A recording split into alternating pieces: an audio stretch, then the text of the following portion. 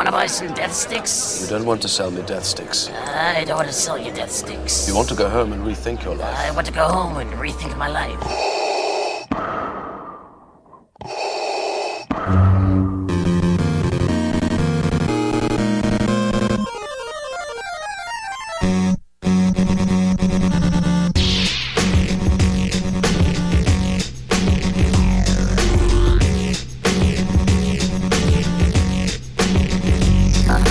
Welcome, Masters and Padawans, to Full of Sith, episode 552. I am, once again, your host, Holly Frey. Brian Young is down for the count. Wish him well. He's got the crud. But I have with me one of my favorite people and a returning guest to the show, Max Frey. Max, welcome, welcome, welcome. Hi, Holly. I kind of want to do the fake bad crowd noise, but I'm going to not do it because it feels more respectful, frankly. I have been lucky this year because I've seen you a little more than usual, which works out nicely, and we'll do so some more.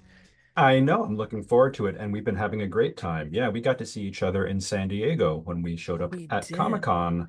We did. That was great fun, and we'll see each other again later. But what we did not see each other at was D23 because I don't think either of us went. No, I was not there, but I followed along very closely. Did you? Me too. Yeah. Oh yeah, I was streaming that Parks panel. You know I was. Yeah. Through Yeah. all of the unofficial streams since they only did it in Fortnite, and I'm not a Fortniter. No, you're not? No. I'm shocked. I know, right? I will tell you, and as I say this to anyone listening, I'm not jabbing at anybody's love of Fortnite, but I had never played it. I knew very little about it, even though like my company has done some stuff with it, but I've never just been in there. And I was asking one of my friends while it was going on, I don't even know how you play or what it is. And it was my friend Dawn, who you also know. And she was like, oh, it's like you drop onto an island with, 100 people and it's a fight to the finish and the last man standing wins. And I was like, what? Like That's more than I know about Fortnite. I had envisioned it as so much more of like more along the lines of like a Minecraft or something where you're like building out a little world for yourself. I really didn't understand. So, once again, I'm an old. I'm right with you. But that's okay because we still have lots of fun stuff to talk about, not in Fortnite. And we will talk about some park stuff as well. But there was a lot of news out of D23. And I want to start with perhaps the most important to me because of their poster campaign, Lego Star Wars Rebuild the Galaxy. Oh, with what? Because there was a Rodian on the poster, perhaps? Yes. Like Yeah. a Rodian. Obviously, we all thought of you when we saw that and quickly checked to see if you were appropriately freaking out. Yeah. I mean, it looks like a Rodian and Leia. I could be wrong, but that was pretty thrilling for me. I'm not gonna lie, I was very excited. Did you watch the trailer for it? That's one of the few that I missed, actually. Maximilian. Are I you know. usually into the Lego stuff? Not as much as other things. I don't hate it, but I usually get around to playing it eventually. Right. Well, this in this case is right, just a show, like a special. But Yeah, it's Leia from her with her Force Awakens look, right? it looks like, but that's General always Leia? tricky, right? Because it's a Lego. Yeah, It's a Lego. There's not a lot of details. For all we know, right. it's someone else. I mean, it could be Padme. I don't know. It's Oh, it actually certainly, could be. It's not too dissimilar from that look where she has the maroon vest and it was her book cover look, yeah, kind of. She's had kind a of. few different little hair doodlies, but the thing is, right, again, in Lego, and that poster is, mimicking one, um, Attack of the from the Clones. prequels. Yeah, that was her and Anakin, and I mean, it's like to the lighting, Yeah, very and well done. it makes me laugh so hard. I love the Lego specials because they're a little bit more whimsical and goofy. which always makes me happy in my dark little heart. And I like the playfulness of them. Now I know that you watched the summer vacation one because I absolutely did because our um favorite ship made an appearance. that's true. That's true. I have liked how Lego has evolved over the years, like the Lego specials and series. It used to be like those little shorter Lego ones were a little more um almost a little too sassy in terms of making fun of characters that weren't necessarily popular and stuff. And now Hmm. it feels like the vibe of it has hit its stride. It's a little less like it can still make fun of various doings and characters and their foibles, but none of it feels like it's pandering to like people just being mean, which is nice in my opinion. Yeah, they managed to balance it with like a healthy respect for the actual characters, it seems. Yeah. Yeah. So I'm Yeah, happy. Um, so for anyone that's wondering, we do get Darth Jar Jar. finally, Very exciting. There's a black version of the Falcon that you can now buy in Lego form, I did see that. which looks very pretty and it's very tempting. It's very cool. We were very, very tempted by it in the store recently, and instead we went with the Lego set that is related to the next thing I'm going to talk about, which is Uh-huh. Skeleton Crew. Now, I did see that teaser and it blew my socks off, I gotta tell you. Woo! Was it in the vein you were expecting? Because even though a lot of people have been saying, hey, this is going to be very Spielbergian, like it's going to feel very much like Goonies, I Yeah, still saw a lot of people going, this is really like a kid's 80s movie. And I'm like, what do you think those terms mean? But right, right. was it in Yeah. line with what you expected or were you surprised? Um, I was maybe a little surprised, similar to some of the reactions maybe that you saw, that they really did push it quite as far as they seem to have pushed it. But I am delighted by that, quite I honestly. can't wait. Do you have I anything in it you're looking forward to, especially? well, I think this news, no, it was confirmed already. I'm very excited to see Phil Tippett Studios' contribution to the project. Yes. I know that that made news a couple months ago, and I think whatever they have cooked up is going to be tremendous. But just the premise of it, I find fascinating because I think what is so exciting about having this adventure where we follow a group of kids, um, we have the potential of seeing this galaxy far, far away through their point of view. And Yeah. so my hope is that everything is new and like exciting and extraordinary and super weird and maybe scary to these kids as opposed to something that they see every day because they are in the Star Wars universe. I hope that this is sort of their first.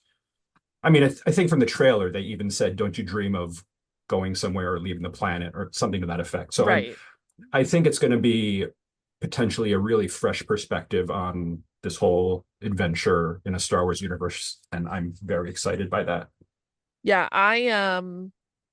I love that what I mean, I love many things about this. First of all, the clothes are great. They have like these little not all of them, but several of the kids have these little like academy style jackets that are just like your classic perfect Star Wars jacket with like really interesting design lines and little quilted areas and stuff. But then You they also have an academia patch on them. Yes, and you know I love a good Star Wars jacket. Like who doesn't? I mean, I don't trust people that don't love a good Star Wars jacket. Um, One of the other things I thought was kind of cute, was that one of the things we see Wim, the main kid, it appears, Hmm. looking at before he's talking about like, don't you want to actually live an adventure, is an image of a Jedi and a Rancor, Yes. and the Rancor looks like a Felucian Rancor. Oh. I almost lost my mind. Are Felucian Rancors, do they have different coloring? Is that what They're differentiates them? stripy. Yeah, Yeah. they have stripies. There was one that was released in the Hasbro toy line a while back that now you have to get on the secondary market, like on eBay or whatever, and they're kind of pricey. Of course they are. I Yeah. mean, it looks like a Felucian Rancor to me. I suppose it could be some other kind of beast because No, well, it is I thought putting it a was a lot of weight Rancor. on its front appendages. Yeah. Um, but if it is, then that's a Felucian Rancor, and that's exciting to me just because it hits my nerdy nerd. Um, No, that's a there great call. is there is a tiny baby Rodian. Yes. He's on the school bus, and you could just barely, I don't know if it's a he or she, so we'll say they. They're on the school bus, and you can barely see a tiny piece of their head in the far right of the screen when they're doing some of the shots in the classroom. Listen, that's all I need. I'm good. Did you notice who it seems to be that is driving that school bus? No. It looks like a Rex droid. Oh, that would make sense, wouldn't it? Yeah, potentially. I mean, again, it's a silhouette. You don't really see it very clearly at all, but it does resemble the silhouette of a Rex droid. I mean, they're the drivers of the galaxy, right? Hmm. They're not necessarily good drivers, but they are I'm drivers. sure it's not his first time driving a school bus. I mean, we Or hope. maybe it is. Or Yeah. maybe it is. That would actually be a hilarious Star Tours overlay, right? Like A little callback to Star Tours. Yeah, I'm that like down. in the parks you are on the school bus and you get taken on an adventure. Oh, an actual overlay for Star Tours. Sure. Yeah. Yeah, that would I'd be be fun. That'd be a delight. I always love when they do a little update to Star Tours. Hmm. We also see finally the character a lot of people have been talking about, Neil, Yes. and he talks and he's adorable. I mean, Very cute sounding character. Yeah. I'm not a cutesy kids person.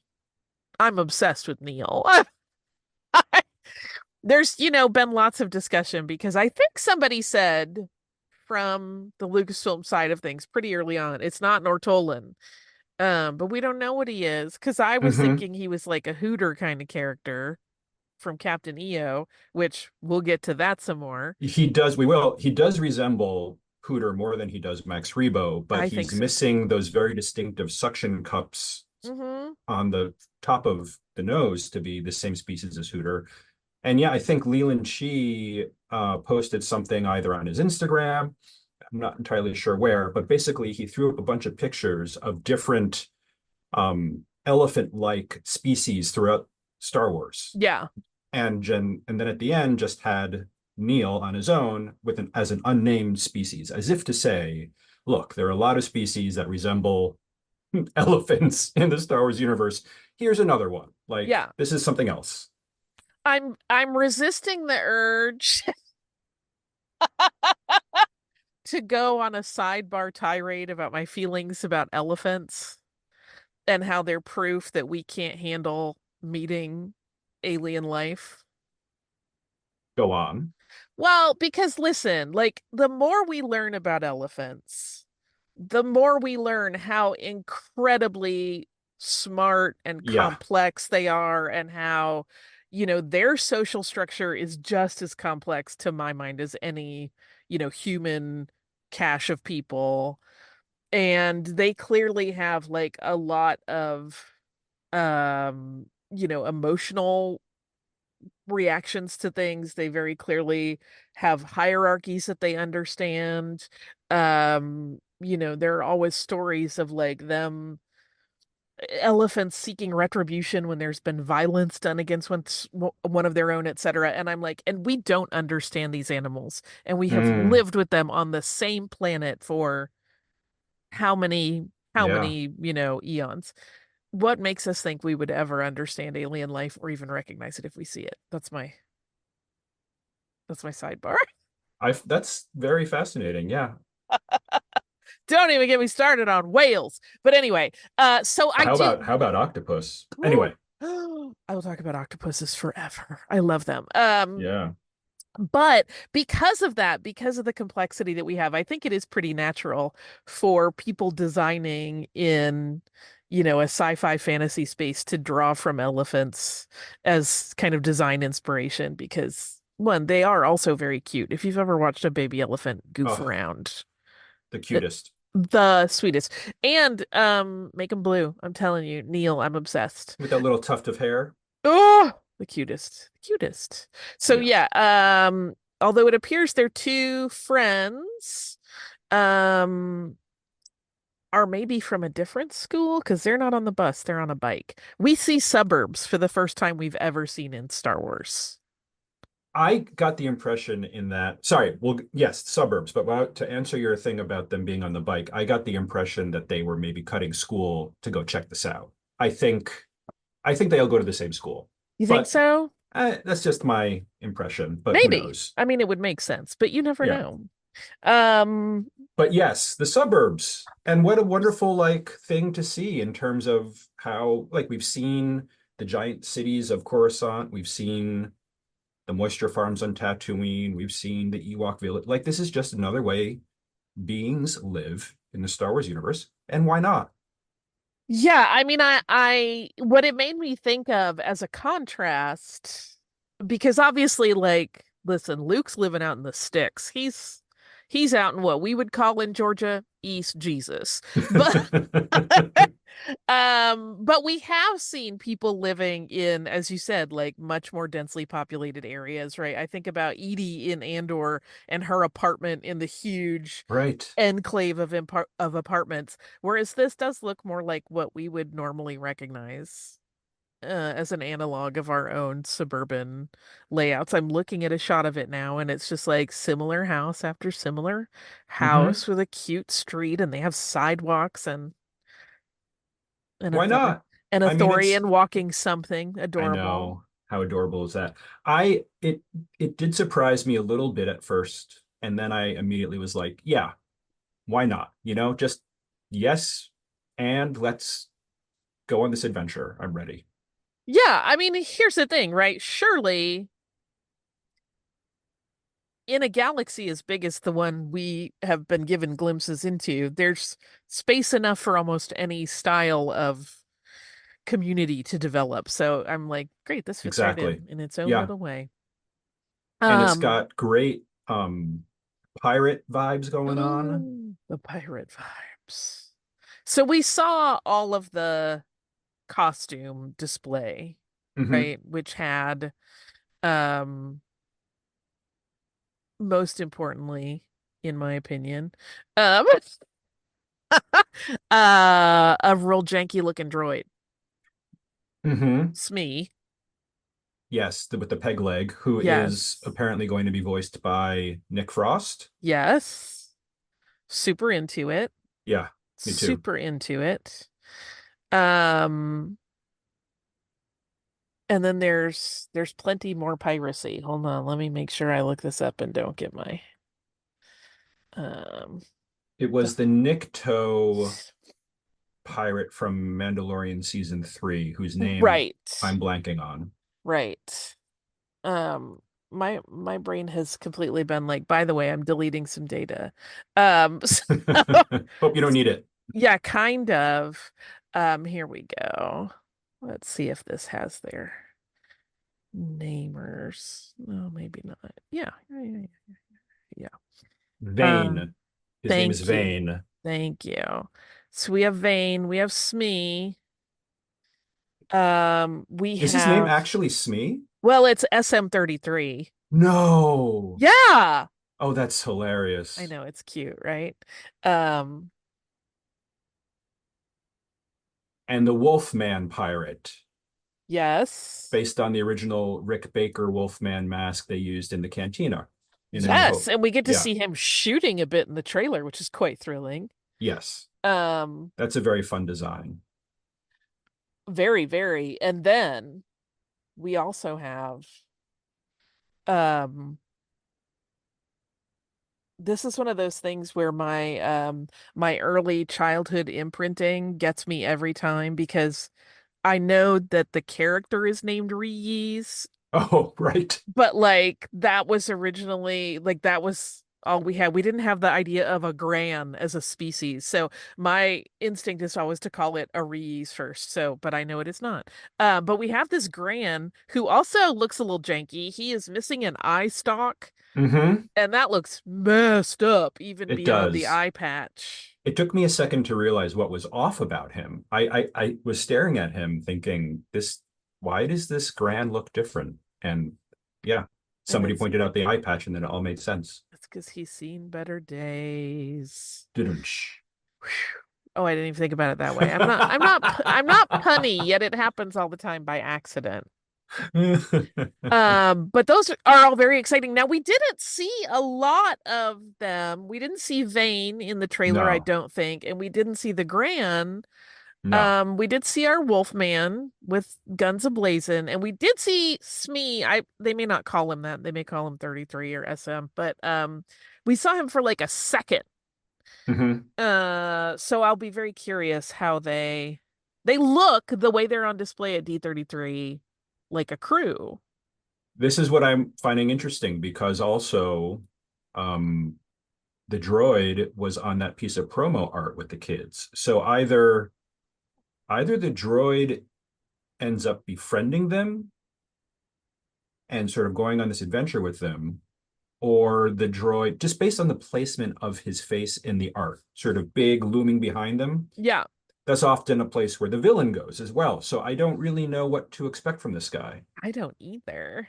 I mean it looks like right they stumble onto what appears to be a defunct, perhaps pirate ship, Mm-hmm. and they have that great classic to me 80s movie trope of the skeleton whose jaw moves, Yes, which I love. totally. Very Um, Goonies, that moment. Super Goonies. Yeah. So I'm very curious. And of course, we have our little another Captain EO moment Yes. with our little fuzzball in a Finally, cage. finally canonizing at least an aspect of Captain EO into the Star Wars universe. Right, which then also does give more credence to the idea that Neil is inspired at least by Hooter. Absolutely. I've heard that somebody, perhaps the writer director John Watts, is a huge Captain EO fan. So that makes a lot of sense. Okay, I'm going to sidebar us for a moment about Captain EO. Yeah. When did you see Captain EO for the first time? What was it? Like an 86, 1986, kind So of when mid it was 80s? running initially. Yeah. Yeah, I Yeah. didn't see it then. I did not grow up a Disney Parks kid. I had to become it as an adult. So I didn't see Captain EO till I was like an adult and they trotted it back out. Mm-hmm. Mm-hmm. And And I what had did you heard think? about it. Like my friends growing up, like in high school, I remember people talking about Captain EO, and I was like, I don't know. And then I, had seen various people in the dark times when we didn't have constant access to all the information on Earth Right. talking about it, and I had these ideas of what it was, and then I went for the first time, and I was like, it's a makeover story. A galactic makeover story. I was dying with Yeah. laughter. I love it. That's not a criticism of it. I No, just did no. not expect that. Also, I think Angelica Houston looked hotter before the makeover, but that's just my taste. Oh, Um, of course she did. Isn't that always the way? oh, she looked so deliciously creepy. I loved it. Yeah. But I really do like that this has such heavy Captain EO vibes. I would love it, honestly, if, George Lucas, as we know, co-created Captain EO. So let's just make it official. Let's bring it into the Star Wars universe. I Let's get a mean, Hooter. Let's get a Fuzzball. Let's get the droids. Let's get somebody, let's get a character in Star Wars who sings and dances and saves the world through music, because why through, not? mu- through music and makeovers. Music and makeovers. Yeah. Makeovers. Yeah. I don't know why that makes me laugh so hard every time I think about it. Yeah, so this looks like these kids go on a very intense adventure, which is very exciting, and they meet maybe a Jedi. Right. Maybe. I mean, we're told he is in the trailer, but Yeah, we have but seen people pretend to be Jedi in the Star Wars universe before, mhm. and we don't know. Let me just say I hope he's not a Jedi, and not because I'm not somebody who complains about there being too many Jedi, post um Return of the Jedi when supposedly Luke was the last one. Like, we know by now that there are Jedi hidden throughout the galaxy. There's the path, there's all these ways that people can stay undiscovered. But I do think it certainly would be more interesting if it was a character of questionable morals who had some force ability. Yeah, I mean, I kind of like the idea that he's a Long John Silver kind of character, Mm, yes. As which I also struggle to remember my Treasure Island from elementary school. which also plays into that kind of idea of a kid having an adventure. I mean, Treasure Island is very much that, and he thinks for a bit that like Silver is taking him under his wing, but of course he's a pirate. Yeah, He's got his own moral code. that would be Um, fun. I'm for that. I hope you're right. I mean, I don't even care if I'm right. I just want to see it all. It looks really fun. I love when imaginations run wild in Star Wars, and this feels like it has the potential to be that, Hmm. and that makes me delighted. And it's going to be around the holidays, and it's Oh going to yeah, be, joyous. it's going to be so. Do we know by chance who, I haven't seen anything. Do we know who's doing the music for this yet? No, but we do know that David W. Collins is the sound designer. Oh, excellent. Oh, that's fun. So that will be amazing. Yeah. I don't know that we know who's doing the music. That's a good question. Hmm. Let's see if that appears anywhere. Because maybe. Um,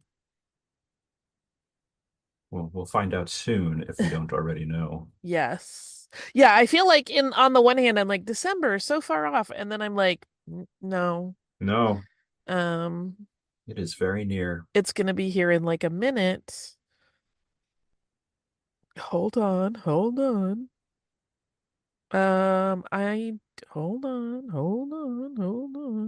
I don't see a Almost composer there. credit. I Yeah. don't see a composer credit. It doesn't mean it's not on here. It's a long list of people. Um, that art department is a long, long list. Woo, woo. We have effects. We have visual effects. Whoa, that's another long list. We have stunts. We're into stunts and we don't have a composer. I think the Yeah. composer is Okay. probably not here. Okay. Or if they are, I missed it completely, which is also possible because hello. Um, but yes, I feel like the right composer is gonna make this thing sing.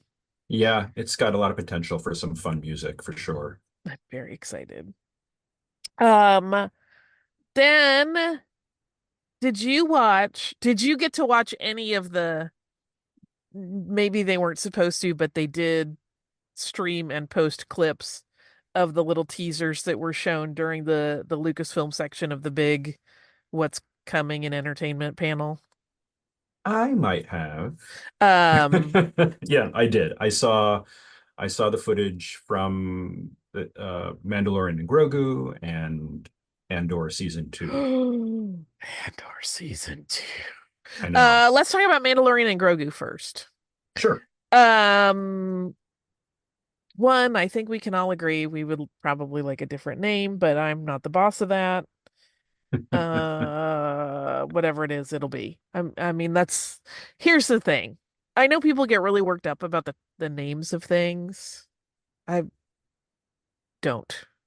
Yeah, Do you know what I mean? It's not like I'm going to be sitting there in the theater going, "This is really fun," but I wish they named it something different. Like I'm not going to care. absolutely. Look, it's marketing and it's recognizability, and this is honestly, it's going to get people in seats. There's not going to be any confusion at all I what this think you movie have hit is. upon exactly what it is, right? I think they are trying to, in going with this very direct nomenclature, sidestep any possibility that any, average casual Star Wars fan, not those of us that live and breathe it and have the rabies. Yeah. They all know what this movie is. They all know what it's about. They're not confused. Yeah. We're going to talk about confusion later. Um, I mean, they haven't done a whole ton of it, but it does look very, very fun. We did get to see some Anzellans, which is always important. I'm surprised we saw anything, to be honest. I guess most of that must be maybe coming out of previs or I would think, yeah. yeah. Um, but that's like a couple years off still. Yeah. So we'll see. Everything could change.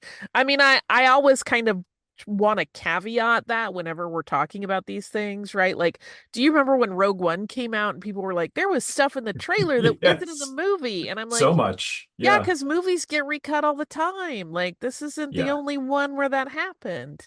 It happened Um, a lot, especially with Rogue One. If I recall correctly, uh, Gareth Edwards would just take the camera and shoot stuff he thought would look good in the trailer with no intention of ever using it in the movie. he was just shooting everything his little mind wanted to. And Yeah. I say that with love. I'm not saying he is a No. little-minded man. I'm just saying, like, No. he was in like visualization and playtime and going, Yeah. which I And God love. bless. It was incredible. I love that movie. Which brings us to Andor. So Let me we just say have about Mandalorian and Grogu and see yes. if you felt the same way because going into this announcement that they were doing this as a movie, I think one of my questions was, how is it going to be different from watching an episode at home?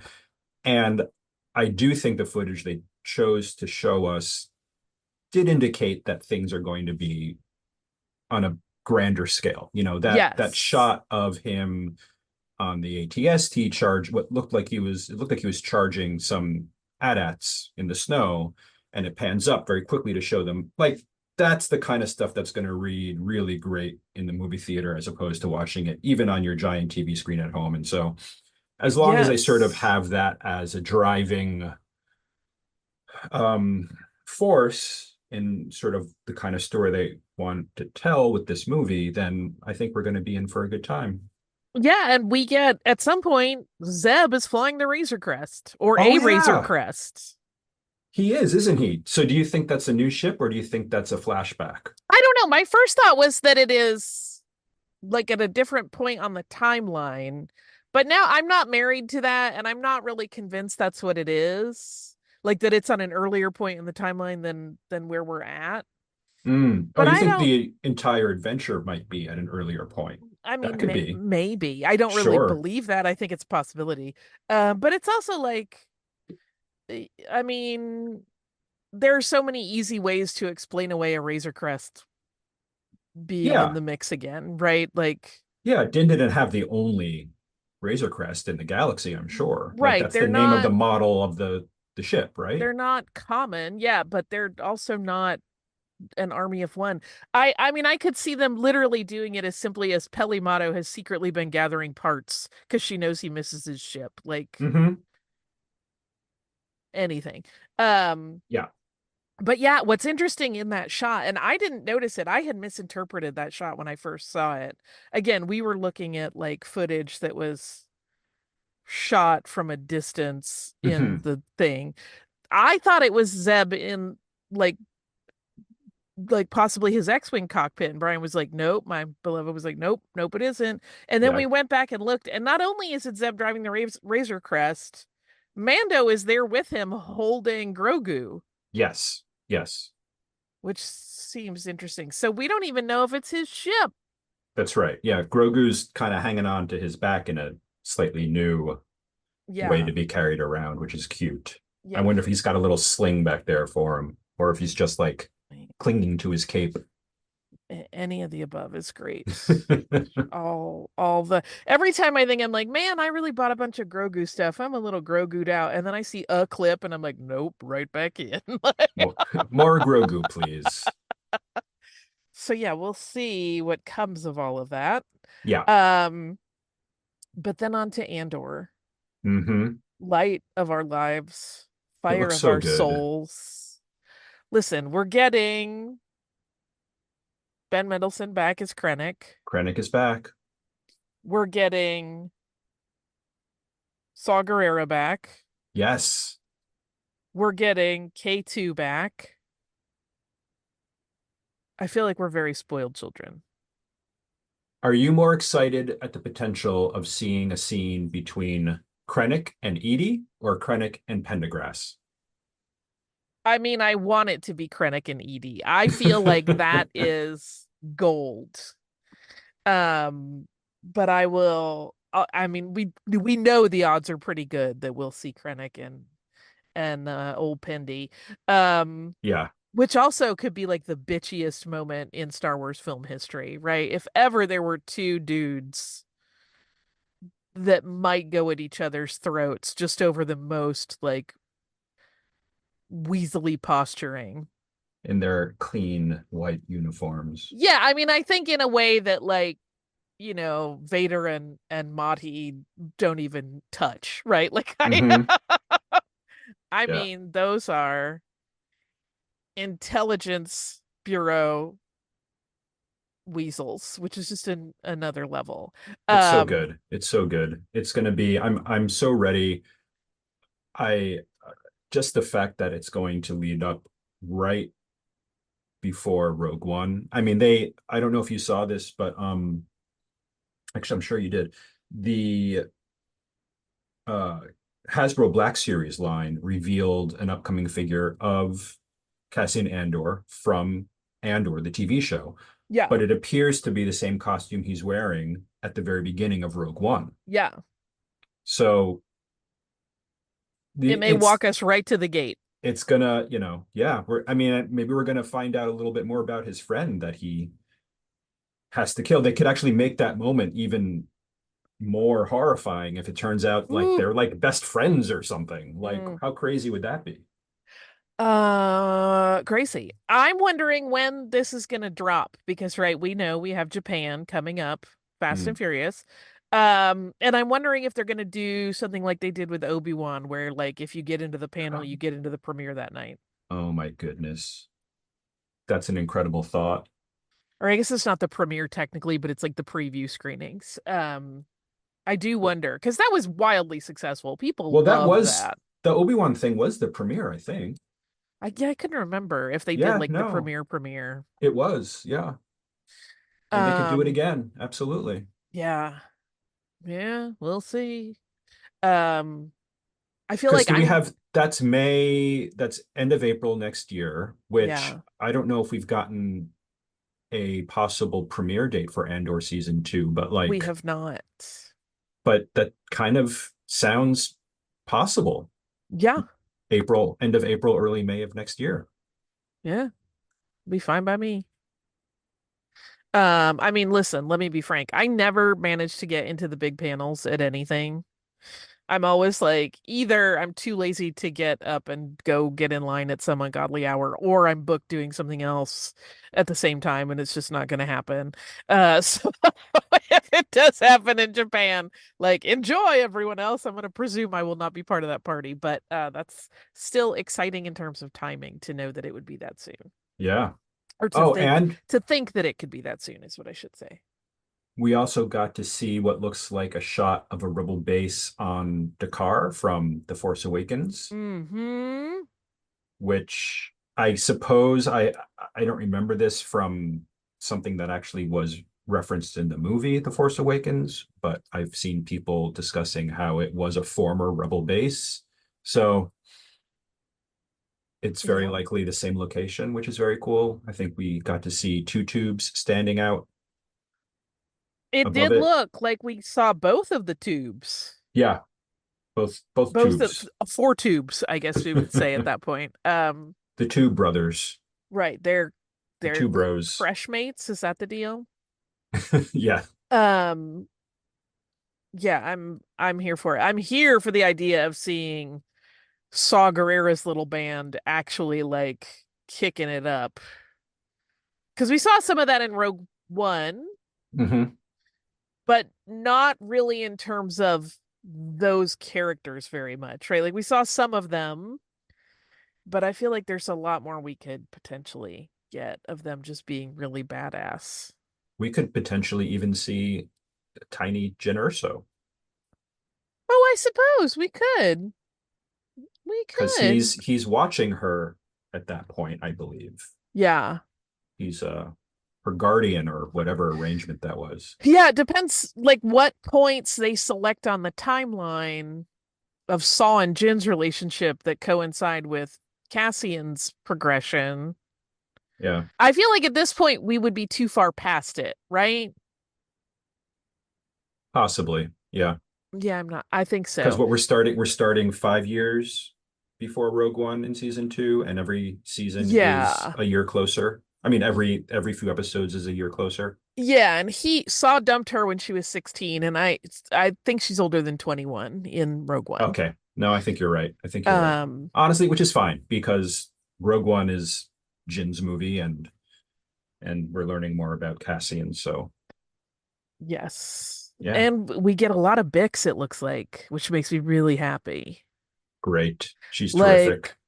yeah, I mean, I love her, and it from again from the footage that I watched that is was supposed to be just in the room, but many of us I know were squirreling around online looking for it, and some of us got to see some of it. She seems to be very much bought in on the rebellion. Like she is in the early stages of the rebellion developing as an active participant, not just like the shell-shocked version of her we saw at the end of season one. Yeah, man. Must have taken her a long time to get over that. That was Oof. horrifying. Yes, it was. Yes, it was. I like how all of the goodwill that they had built up for Dedra Miro vanished in that moment. Yeah, Because it was like, oh no, right? she's an active participant. Like everybody who was like, yeah, girl power, she's climbing up the ranks. And then it was like, No, it's oh, true. she's an active participant in torture. What? Nope, we're done with this. I found myself rooting for her a lot earlier in the season. Like Yeah. she was very relatable and you wanted to see her succeed but then they remind you, no, she works for the Empire. You're Yeah, you well, might they kind of 1-2 punched us in terms of developing like a rapport and a sympathy for her because not only yes, was she dealing with all of these colleagues who kind of wrote her off and having to fight twice as hard to get anything recognized or done, then she has this weirdo stalker right. that like we're all like, you get your hands off Dendramiro, and then it turns out she's a monster, so it's hard to be sympathetic anymore. But I think that's a valuable lesson, right? In storytelling of like you don't always know the difference between good and bad. I mean, that's really what all of Star Wars is predicated on. Hmm. That some people I always joke like who would want to work for the Empire? It seems like the worst job on earth. You could get killed by your supervisor at any moment. They have no repercussions. You don't seem to ever have real time off. You're stuck on a Death Star or a Star Cruiser. Um but some of them think they're doing the right thing. Blech. Yeah, Blech. absolutely. Um, okay, are we Andored out? Do we want to talk about the park situation? Yeah, let's get onto the parks. I mean, there was a lot that was announced. Yeah, so there was a lot announced in the parks that's not Star Wars related. But if you want Yeah. to hit on any of those, we can. Um, Well, let's start with the Star Wars stuff. the big Star Wars thing, right, is that Dave Filoni told us during the parks panel that he and John spend a lot of time in Disneyland and they talked to Disney about doing an update to Smuggler's Run Yeah. that is Mandalorian and Grogu. Yep. Which has some people not super happy and Yeah, it's some complicated, isn't it? some people kind of relieved that we get something new. Both valid takes. Yeah. I think I think we are, I don't, okay, I was about to say we're overdue for a refresh or another option on Smuggler's Run. I don't know if we're overdue. It's been what, about a little more than 5 years that Yeah, Galaxy's Edge has been open. yeah. That's not such a long time, I guess, but I do think a new adventure is certainly welcome. Um, I do think that making this a Mandalorian and Grogu adventure certainly closes, one could say it closes the book on sort of Galaxy's Edge taking place in a very specific time within Right. the Star Wars narrative. The conceit of Galaxy's Edge has always been that it's happening. I say always, we're going to have to caveat this a million times in a minute, but the initial conceit of Galaxy's Edge was that it takes place in that sliver of time between The Last Jedi and the final movie. Yeah. And some of that, there have been various things bandied about. I know not everyone has loved that from the get-go because some people wanted more OT stuff going on. The reason that was given for a while was because of the Galactic Star Cruiser and how that ties into that moment in time, and they couldn't break continuity that way. Although that, of course, is closed, so like maybe all bets are off now. And I know some people are very bummed because it does break that idea of like just the whole premise is now a little shattered. Although it has been already, because at least in Batu West, they've had characters walking around that are from different time periods. Yeah, I mean, I think it's just more evidence that we're moving further away from this idea, not necessarily making exceptions to it, not necessarily figuring out, does it work, doesn't work. I think they've decided what works for them is more freedom in the characters and the adventures that they want to introduce to the park goers, which, I can't really blame them. I think, and especially when you have something like Mandalorian and Grogu, it's going to get a lot of people to get park tickets and come back again. So, yeah. Well, and here's my thing. I mean, you and I are in that whatever small percentage of Star Wars fans that are just like waist deep in it at all times. Like, we're into it. We love hyper immersion. We're great at the idea of no traces of the, our real world intruding upon that. But it's not realistic in the parks. And I love the ambition of it. And I know a lot of people got attached to the ambition of that, but it isn't super realistic. And I had a moment of that I witnessed pretty recently where I was like, oh my gosh, this was never going to work. Where we were in the park talking to a cast member, and a woman came up to that cast member and said, "Where can I find Darth Vader?" And the cast member, sticking to the script of timeline, said, "He's been dead for years." And she did not get it. Oh no. Like, at all. No. And like when you're, and I do feel like this happens more, right? I mean, you see how this is like a casual fan who does not understand this whole timeline concept. Oh my goodness. They just want to get their picture taken with Darth Vader, and they just got told by a cast member he's dead. Which is the exact correct answer. He is dead at that point. Like, it's totally correct. There's no other way to say it. He's not here. We don't have that character here. That's not right, because that's not immersion.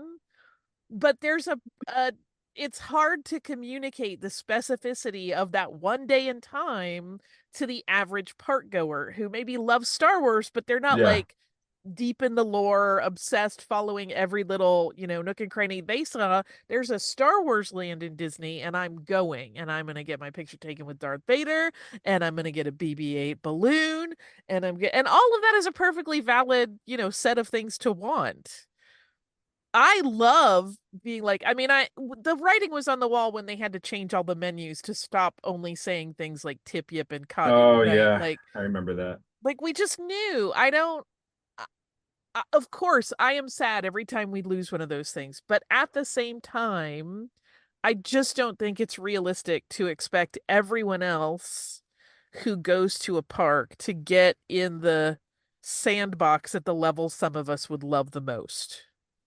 I think that's totally valid. And I do think, perhaps this cast member could have handled that a little better. I mean, they were pretty funny about it. I mean, it's hilarious. I was dying laughing, but I think you can also figure out how to engage with a park goer and figure out what it is they need and what they're asking. Like, I think it would have been okay for that cast member to understand what this person was asking and say, they're not here, or say, oh, you're looking for the photo up at the launch bay, or if that's still going on, I don't They know. did send them over that away. I'm trying to remember exactly how they said it, but it Yeah. was like you could possibly find him off planet. There's another place over by, and they were describing it, but it is that thing of like they're kind of in an awkward position, right? Because they're supposed to be like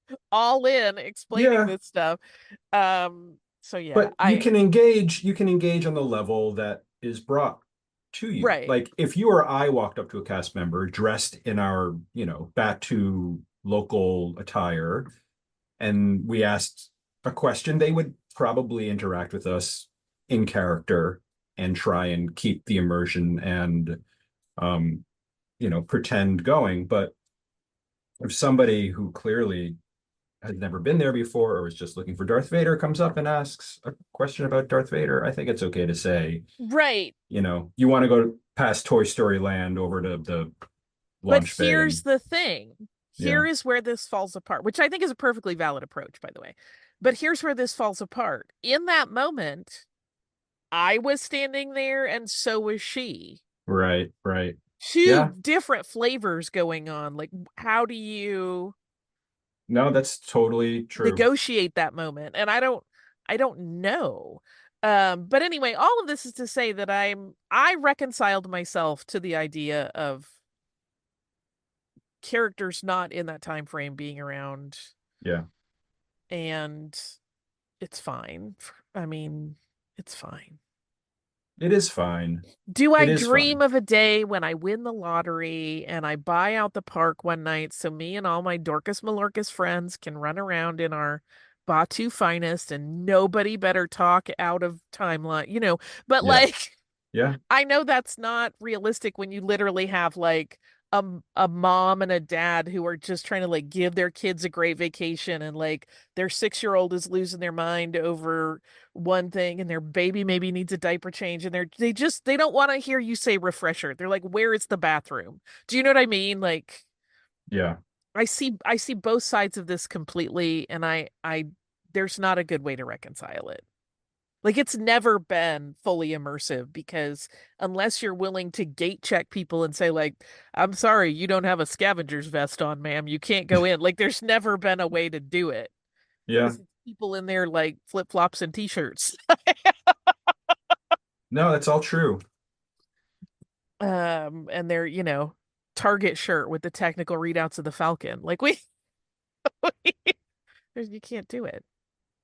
All of I this to mean, say, oh, with go ahead. any, I was just going to say, with any luck, what we'll get out of this is an appearance in Mandalorian Grogu from Batu or from Hondo or something to tie those together to make the adventure at Smuggler's Run a little more cohesive. Right.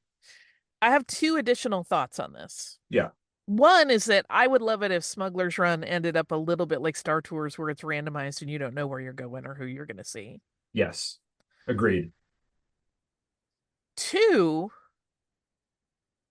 they didn't specify at all that this is going to be in both parks. Hmm. You think it might not be? I don't know, but like, the even now that Star Cruiser is closed, they do have Din Djarin come out on occasion in Batu East, but we don't get all the other characters. Hmm. They have maintained a little more there than in Anaheim. Again, even well past the closing of Star Cruiser, that kind of like, no paths shall cross, right? Like when Mando comes out, he doesn't even get to the marketplace. He comes out from that little area back behind there. He's in that little alcove and he does quick meet and greets there. I don't know that I've ever seen him go any farther than that on Batu East. So it makes me wonder if this would be just a thing that goes on the West Coast. I I don't mean, that I don't would know. certainly be an interesting way to differentiate the parks and get people I mean, to they try already and get all the food. Do they have to get all the new stuff too? yeah, yeah, But we don't know. I really don't know. And I feel like that wasn't specified, like they didn't do the and we're doing it everywhere. right. Um so maybe that's not the plan. Maybe it will be just a West Coast thing where there's already been a lot more flexibility in the timeline. That would be interesting. It would certainly have me flying cross country more often, probably, Yeah. at least initially. Um, what else are we leaving out of all of the things? I mean, other things were announced, but that were not Star Warsy for parks. I mean, uh we had John Williams, Frank Oz, and Harrison Oh, that's true. Ford They all were inducted as Disney became Legends. Disney Legends, which they did it kind of backwards to how they've historically done it. Normally, the Legends ceremony is like first day. Oh, And then huh. there was kind of an awkward moment where someone referenced Harrison Ford. I think it was when they were was it during the Parks panel when Kehu Kwan was talking about him and said Disney legend and he's not technically a legend yet. And I was like, Um Oh, I didn't catch that. That's funny. yeah, I was like, interesting. Because that ceremony was the next night, but he was already named. So it Yeah, was I guess they announced it prior to the actual ceremony. yeah, I just thought it was a little kooky. Yeah. But that's just me. We haven't talked about the Fortnite stuff, but I have no real frame of reference. There's Fortnite, Star Wars coming to Fortnite in, I think, next week. I don't know what that really means in the big picture. You heard it here first, whatever it means. You heard the confusion here. You did not hear it here first, that's for sure. Um, that was a weird thing, though. Did you watch the Parks panel? I did. That did seem like a strange thing, though, right in the middle of it to be like, and Fortnite. And it's not like Fortnite is like a brand new thing, right? When they were like, we're going into new spaces, even though I knew they were simulcasting it and streaming it in Fortnite, part of me was Yeah. like, is this how we reinvigorate Apple's VR rig? Like, no, I Holly, no. I had forgotten that they were streaming through Fortnite and honestly could not figure out why they were doing this entire video game segment in the middle of a parks panel. It was a But little weird. yeah, It's a little weird. yeah. But I also know, like, it's Parks and Entertainment. They also cover like cruise ships in that panel. So, Right. there's, since they're not doing like a specific, I don't think anybody is free to correct me if I'm wrong, but I don't think they were doing like any kind of digital media panels that were specific to just that during the weekend that where it would have fit even maybe more naturally. But I know they also want to capitalize on that large audience they can get in Fortnite. So, I mean, I'm not privy to how that decision was made. I'm sure there's a logic to it. I'm sure there is. And there is one other thing I wanted to bring up, which was during the Disney Legend ceremony. I wasn't able to find footage of most of that, but I was able to confirm, and it seemed apparent that John Williams was not there for the ceremony. Yeah. And I know, so I had tickets to go see him conduct up at Tanglewood this summer, but he canceled some tour dates because of an illness, which his rep said he was fully expected to recover from. Right. But I'm gonna tell you, I'm getting a little concerned, and I hope your listeners will keep him in their thoughts and maybe light a candle and hope that he recovers from whatever he's going through because I need John Williams around. Yeah, I mean, he's truly like a treasure of humanity. I just feel like every time I hear a story about him, he sounds like the nicest, kindest, most wonderful person alive. In Yeah, addition to being incredibly talented and driven and skilled.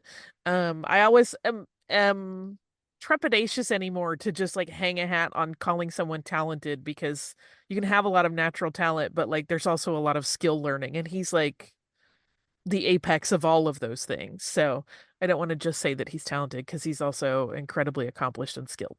I mean, he's literally a master of his craft. Like there is nobody else who No, comes not even close. close. Like with all due respect to many other composers. Yes. Um, And they all, I'm sure they would all agree. You know, it's like I think yes. he is at the top, at the very top. And, you know, I really hope we get him to hang around for a while. Me too. All the good vibes to John Williams. Only good thoughts for his continued recovery, and hopefully it's just a matter of him getting his strength back. Um, which, sometimes when you're sick, it takes a little while to get better. Just Sure, does. sure. Max, I have talked to you for over an hour already. Oh my goodness. How did that happen? Time flies. It does. Because you're one of my favorites. So, Thank you so uh, much for having me on your show. oh my gosh, my pleasure. How can people find you if in fact you want to be found? I can be I can be found on Instagram uh, at last max standing is my personal account. I do custom action figures and props. You can find those at Last Max Studios. I dabble in some cosplay. It's not as I don't post there as frequently anymore, but that's Carillion cosplay on Instagram. And yeah, I will see everybody on the socials, I'm sure. Yes. As for me, I'm Surliest Girl on Twitter and SurlyGirly5 on Instagram. Stuff You Missed in History Class is Missed in History everywhere. Criminalia, you can follow with the hashtag Criminalia. Also, our book, Killer Cocktails for Criminalia, is coming out October 15th, and you can order it now wherever books are sold. Swankmatron is how you find Brian Young. He's Swankmatron pretty much everywhere on social media, and our amazing, wonderful one of my other favorite humans on the planet, super producer Mike Pilot, is at the mic pretty much everywhere.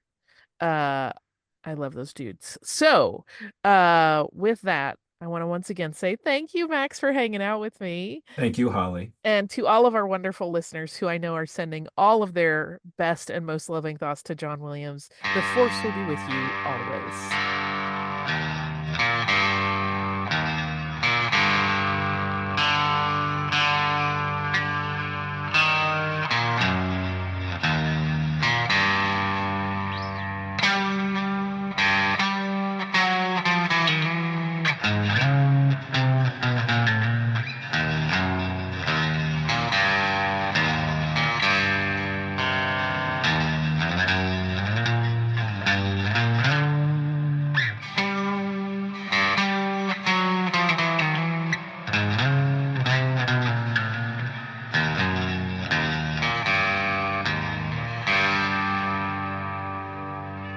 Sir, if you'll not be needing me, I'll close down for a while.